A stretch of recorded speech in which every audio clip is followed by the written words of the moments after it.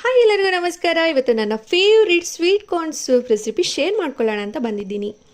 ಮೊದಲಿಗೆ ಒಂದು ಪ್ಯಾನ್ಗೆ ತುಪ್ಪ, ಸೋಂಪು, ಪಲಾವ್ ಎಲೆ ಹಾಗೆ ಗೋಡಂಬಿ ಹಾಕೊಳ್ಳಿ. ಗೋಡಂಬಿ ಬೇಕಿದ್ರೆ ನೀವು ಸ್ಕಿಪ್ ಮಾಡ್ಕೊಳ್ಬೋದು. ಇದು ಸ್ವಲ್ಪ ಫ್ರೈ ಆದ ನಂತರ 4 ಟೇಬಲ್ ಸ್ಪೂನ್ ಅಷ್ಟು ಸ್ವೀಟ್ ಕಾರ್ನ್ ಹಾಕ್ಕೊಂಡು ಬ್ರೌನ್ ಆಗಲಿಕ್ಕೆ ಬಿಟ್ಬಿಡಿ.